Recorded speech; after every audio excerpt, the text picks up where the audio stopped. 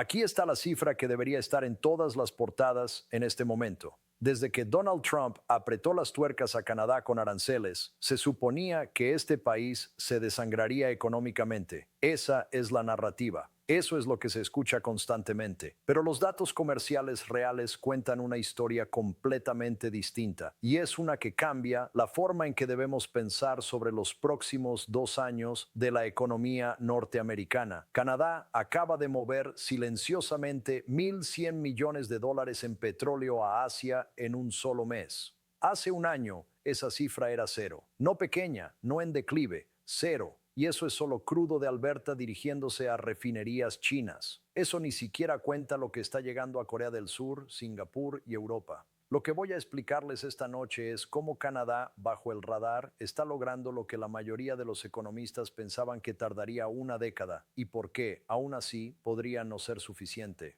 Permítanme preparar el escenario.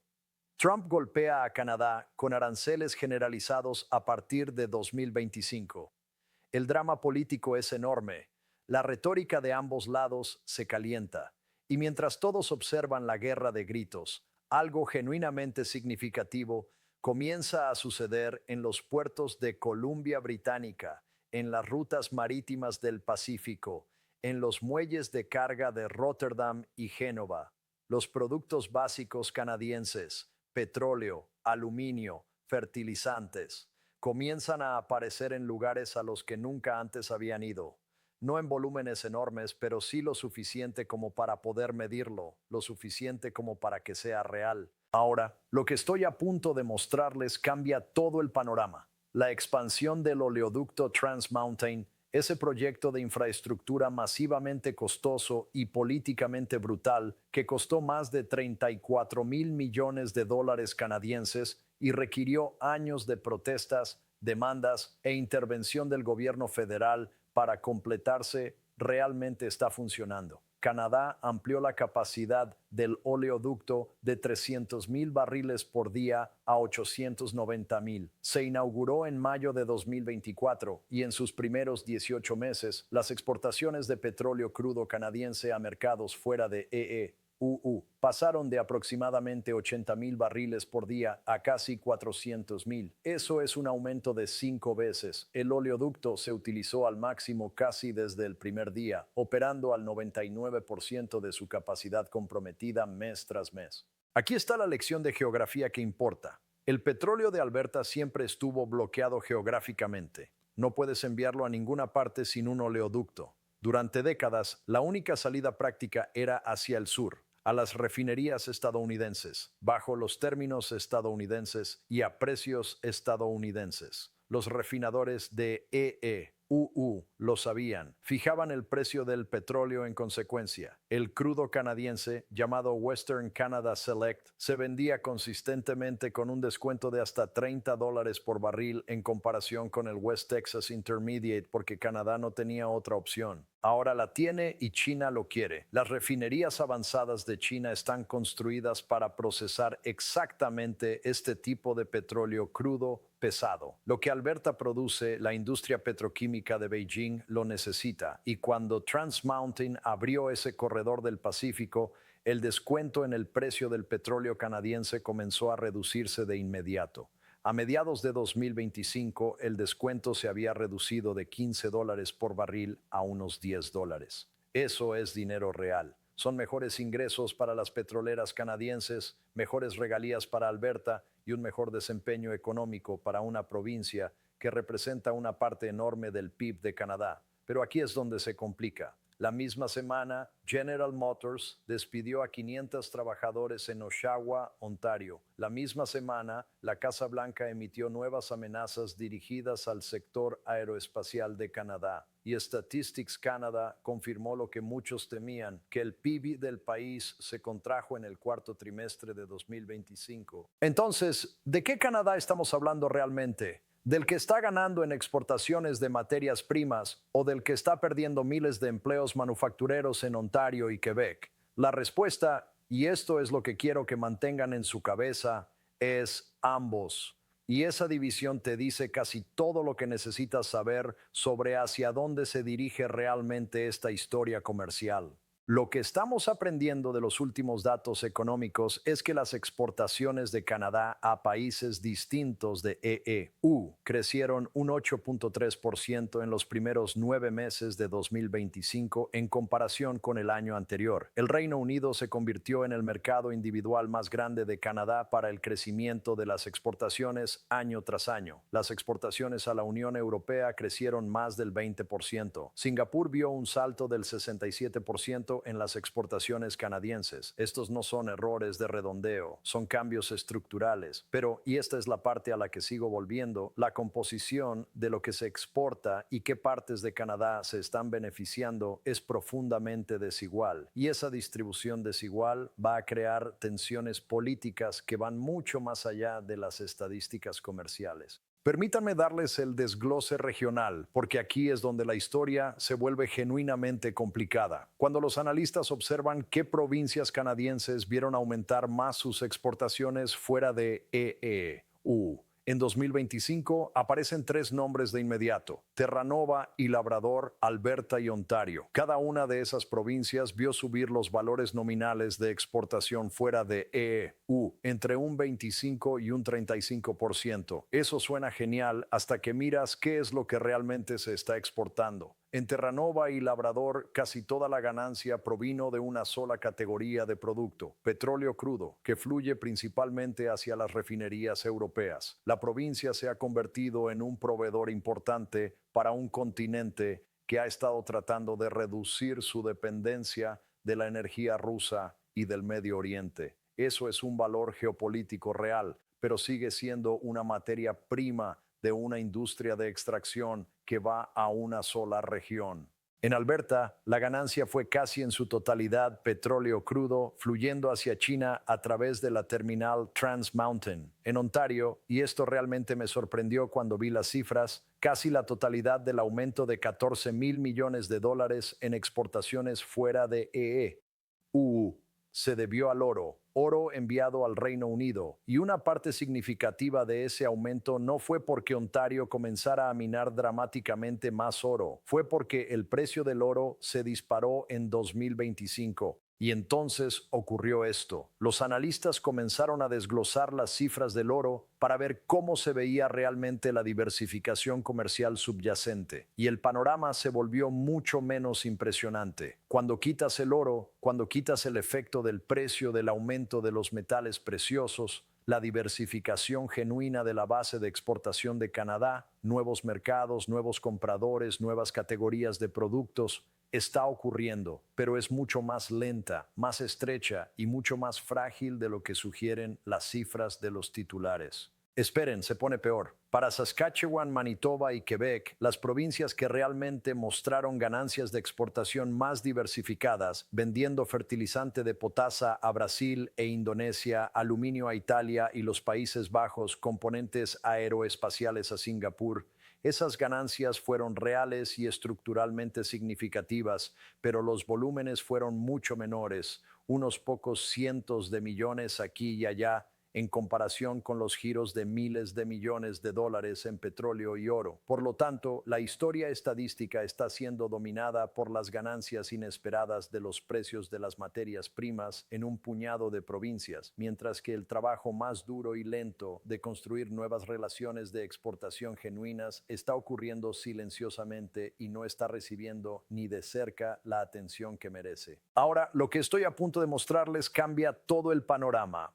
Hay una estadística en el informe de TD Economics de principios de febrero de 2026 que llega directo al corazón de esto. Canadá ha perdido aproximadamente 16,500 millones de dólares en valor de exportación hacia el mercado de EU debido a los aranceles y la interrupción comercial. De eso ha recuperado aproximadamente 7,000 millones a través de ganancias en mercados fuera de EU.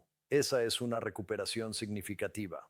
Más de la mitad de la pérdida recuperada en un periodo relativamente corto, pero aún faltan 7,500 millones de dólares. Y esa es la brecha que te dice que la diversificación está funcionando, pero no lo suficientemente rápido y no para todos. Aquí está lo que nadie está diciendo. Las empresas que han pivotado con éxito hacia mercados fuera de EU son casi exclusivamente las que ya exportaban internacionalmente antes de que llegaran los aranceles de Trump. Tenían las redes logísticas, tenían los marcos de cumplimiento regulatorio, tenían las relaciones con los compradores. Para ellas, el choque de los aranceles fue un acelerador. Las empujó a escalar relaciones que ya existían. Para las empresas que estaban enfocadas enteramente en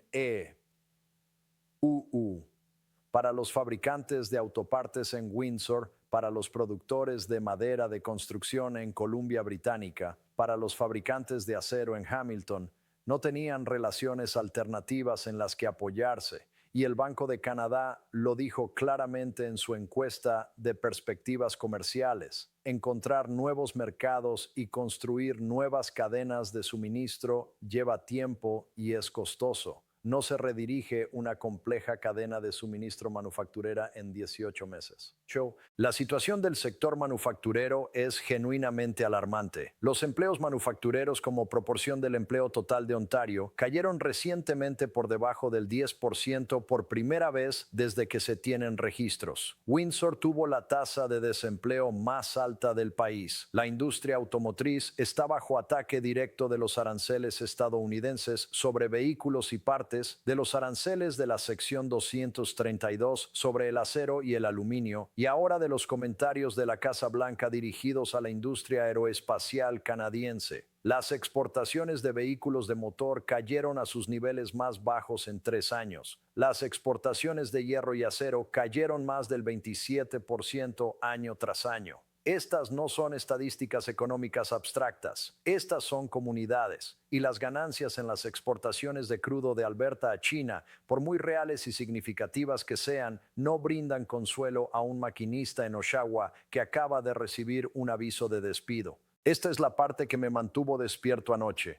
Canadá está ganando y perdiendo la guerra comercial simultáneamente. Y en qué Canadá te encuentres, el oeste rico en recursos o el corazón industrial de Ontario, determina completamente tu respuesta a la pregunta: ¿está funcionando la diversificación? Aquí está el giro que creo que cambia cómo deberías interpretar cada titular que vas a leer sobre el comercio canadiense durante los próximos 6 meses. El mayor motor individual del crecimiento de las exportaciones no estadounidenses de Canadá en 2025 no fue el petróleo, no fue el aluminio, no fue la potasa, fue el oro. Y la gran mayoría de ese crecimiento del oro no fue porque Canadá extrajera dramáticamente más oro. Fue porque el precio del oro se disparó a máximos históricos, inflando el valor en dólares de cada onza que Canadá enviaba internacionalmente. Las exportaciones de mercancías de Canadá al Reino Unido, que se convirtió en la mayor historia de crecimiento de exportaciones año tras año del país, crecieron aproximadamente 9.700 millones de dólares de enero a septiembre de 2025. Casi el 96% de ese crecimiento provino del oro en bruto, mientras que el valor de las exportaciones de oro al Reino Unido aumentó casi un 58%, la cantidad real de oro enviada creció solo un 8%. Leíste bien, el volumen físico apenas se movió. El valor en dólares explotó porque el precio de la materia prima explotó. Eso no es diversificación comercial, eso es una ganancia inesperada de precios disfrazada de diversificación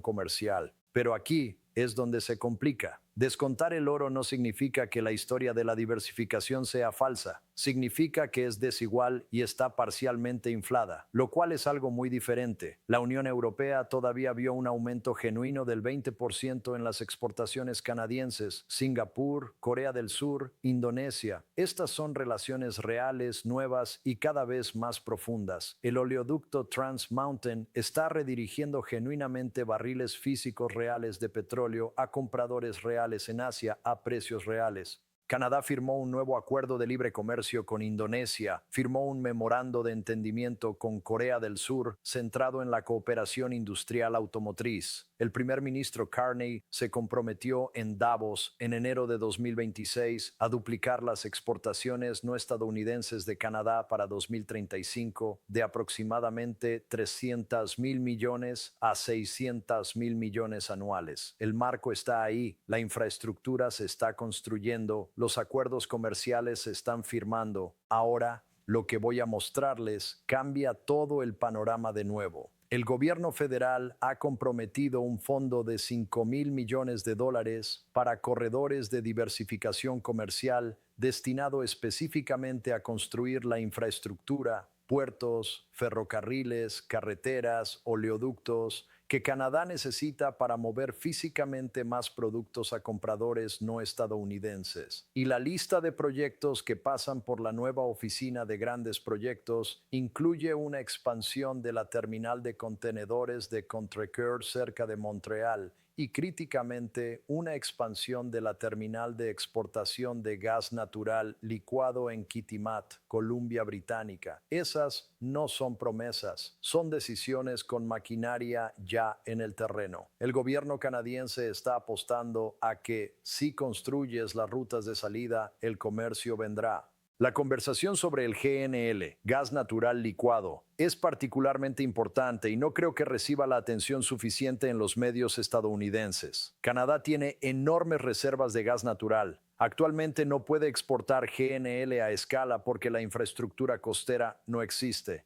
Mientras tanto, Europa está desesperada por reemplazar el gas ruso. Japón y Corea del Sur quieren suministros de energía confiables que no provengan del Medio Oriente. Si Canadá construye la capacidad de exportación de GNL y la expansión de Kitimat es una pieza de eso, estamos ante un flujo de ingresos potencial de varias décadas que remodelaría fundamentalmente la relación económica de Canadá con los Estados Unidos. El cálculo de influencia cambia por completo cuando Canadá puede vender su gas natural a Tokio y Berlín con la misma facilidad con la que puede venderlo a Boston. Y luego está el próximo oleoducto. Alberta y el gobierno federal, que pasaron años peleando amargamente por Trans Mountain, ahora están alineados para construir otro oleoducto desde las arenas petrolíferas de Alberta hasta la costa de Columbia Británica. La capacidad propuesta es de aproximadamente 1 millón de barriles por día. La primera ministra de Alberta, Danielle Smith, y el primer ministro Carney están notablemente en la misma sintonía. La provincia alcanzó una producción récord de petróleo en 2025 con 4.1 millones de barriles por día y hay más suministro esperando fluir si existe la capacidad de salida. El valor de las exportaciones de petróleo de Alberta a Asia pasó de cero antes de la apertura de Trans Mountain a más de $1,100 millones en un solo mes a partir de octubre de 2025. Imaginen lo que otro oleoducto de 1 millón de barriles por día añade a esa cifra. Pero esto es lo que nadie está diciendo. Y creo que esta es la pregunta estructural más importante en toda esta historia. Todo esto, el oleoducto, la terminal de GNL, las expansiones portuarias, se está acelerando en un entorno donde el PIB de Canadá se contrajo en el cuarto trimestre de 2025, donde el Banco de Canadá pronostica un crecimiento del PIB del 1.1% para 2026 y donde los fabricantes en Ontario ya están bajo una presión severa. El gobierno está haciendo una apuesta a largo plazo en infraestructura de materias primas y energía en el momento preciso en que el dolor a corto plazo se siente con más agudeza en el corazón industrial. La pregunta no es si la apuesta es correcta en principio. La pregunta es si Canadá tiene la resistencia política para seguir construyendo para una recompensa a 10 años cuando ciudades como Windsor están sufriendo hoy. La revisión del TMEC, CUSMA, la renegociación del Acuerdo de Libre Comercio con los Estados Unidos está programada para este verano, y esa revisión lo condiciona todo. La estrategia de diversificación de Canadá no está diseñada para reemplazar la relación estadounidense. Incluso las voces más agresivas a favor de la diversificación en Ottawa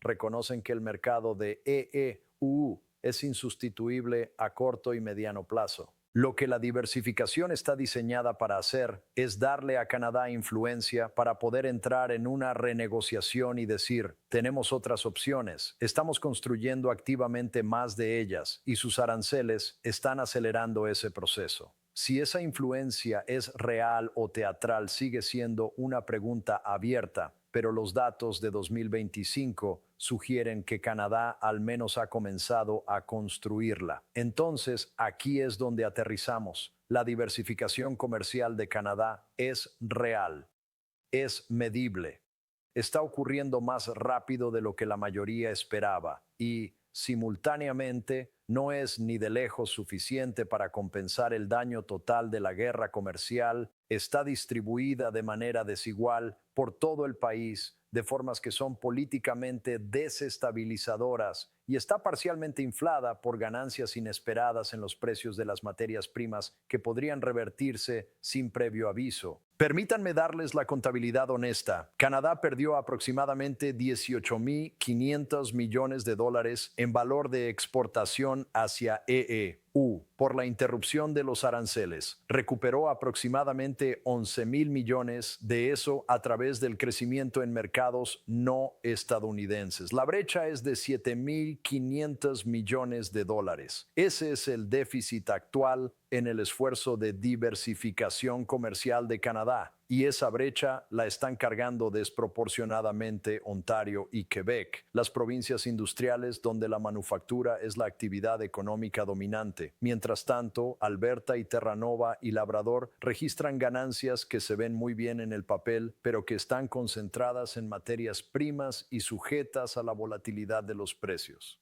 La información más reciente muestra que las exportaciones totales de bienes y servicios de Canadá subieron solo un 0.8% en 2025. Eso no es un desastre, pero tampoco es el giro que la gente esperaba. El crecimiento del 8.3% en las exportaciones no estadounidenses suena dramático hasta que recuerdas que viene de una base baja y hasta que notas que el Banco de Canadá pronostica que el crecimiento general de las exportaciones se reanudará desde niveles sustancialmente más bajos en 2026. El pronóstico del Banco Central para el crecimiento del PIB canadiense es del 1.1% para 2026. No es una recesión, pero no es el tipo de crecimiento que reconstruye comunidades que han estado perdiendo empleo manufacturero durante una generación. Así es como se ve el panorama a largo plazo si todo sale según lo planeado. Y quiero ser claro en que, según lo planeado, está cargando con mucho peso en esa frase. El objetivo del gobierno es duplicar las exportaciones no estadounidenses de aproximadamente 300.000 millones a 600.000 millones de dólares para 2035 dentro de una década. En ese escenario, Alberta exporta más de 2 millones de barriles de petróleo por día a Asia. El GNL canadiense fluye a Europa y Japón a través de terminales en Columbia Británica. Los flujos de potasa y fertilizantes canadienses se han profundizado con Brasil, Indonesia e India. Las empresas aeroespaciales y tecnológicas canadienses han construido relaciones significativas con mercados en el sudeste asiático y el Indo-Pacífico a través del marco del acuerdo comercial CPTPP y la participación de EEUU. En las exportaciones canadienses ha caído de aproximadamente el 73% hace unos años a quizás el 50%. Ese es un Canadá fundamentalmente diferente, un Canadá que tiene soberanía económica genuina de una manera que nunca antes ha tenido, un Canadá que puede negociar con los Estados Unidos desde una posición cercana a la igualdad en lugar de una posición de dependencia estructural. Pero aquí es donde se complica. Cada elemento de ese plan asume cosas que no están garantizadas. Otro nuevo oleoducto requiere navegar por las preocupaciones ambientales de Columbia Británica, las negociaciones de derechos de tierras indígenas, las cuestiones de viabilidad financiera y los procesos regulatorios federales. La terminal de GNL requiere una inversión de capital masiva en una era de tasas de interés crecientes.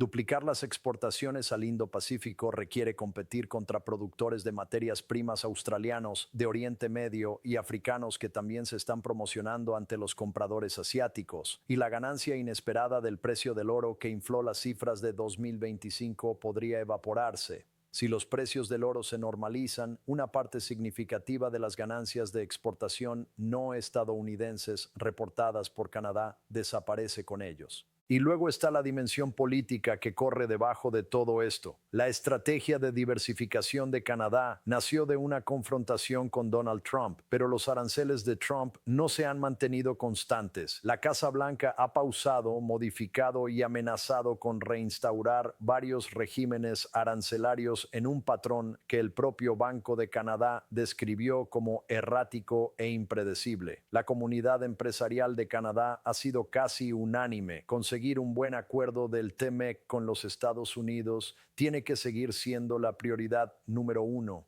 Incluso mientras las empresas se diversifican donde pueden, la realidad estructural es que el mercado de EU, su proximidad, su tamaño, su idioma y marcos legales comunes, sus cadenas de suministro compartidas que se han construido durante medio siglo, no puede ser replicado por los clientes asiáticos en una década. La jugada de la diversificación es una cobertura, un cambio estructural a largo plazo, no es un reemplazo. Lo que estamos aprendiendo de principios de 2026 es que Canadá está ejecutando dos estrategias económicas simultáneamente y esperando que no se contradigan entre sí. Estrategia 1. Construir influencia a través de la diversificación, oleoductos, GNL, nuevos acuerdos comerciales, nuevos mercados, para que EU tenga que tomar a Canadá en serio en la mesa del TMEC. Estrategia 2. Preservar y fortalecer la relación central Canadá-EU, porque ahí es donde están los empleos ahora mismo, particularmente en Ontario y Quebec. La tensión entre esas dos estrategias va a definir la vida económica y política canadiense durante los próximos años, y cómo Mark Carney gestione esa tensión entre el oeste rico en materias primas al que le va relativamente bien y el corazón industrial que está luchando es probablemente el desafío político interno más trascendental que Canadá ha enfrentado en una generación. Estos 11,000 millones recuperados de los 18,500 millones perdidos es una cifra real. El oleoducto Trans Mountain moviendo petróleo de Alberta a refinerías chinas por $1,100 millones al mes es una cifra real. El crecimiento del 8.3% en las exportaciones no estadounidenses es una cifra real, pero también lo es la tasa de desempleo de Windsor. También lo es la participación del empleo manufacturero cayendo por debajo del 10% en Ontario por primera vez en la historia registrada. También lo es la contracción del PIB en el cuarto trimestre. Ambas cosas son ciertas simultáneamente. Y la pregunta a la que sigo volviendo, la que creo que ustedes deberían hacerse, es si Canadá está construyendo su futuro económico lo suficientemente rápido como para proteger a las personas que están pagando el costo de la transición en este momento. Tengo mucha curiosidad por saber qué piensan de esto, porque el argumento de que la diversificación es la salvación de Canadá y el argumento de que es demasiado lenta y demasiado desigual para importar a los canadienses comunes son posiciones defendibles con datos que las respaldan. Entonces, ¿hacia dónde creen que se dirige esto realmente a partir de ahora? ¿Y es esta recuperación de 11,000 millones una señal de resiliencia genuina o está enmascarando una crisis estructural más profunda que el oleoducto y la terminal de GNL no resolverán hasta dentro de otra década? Déjenme saber.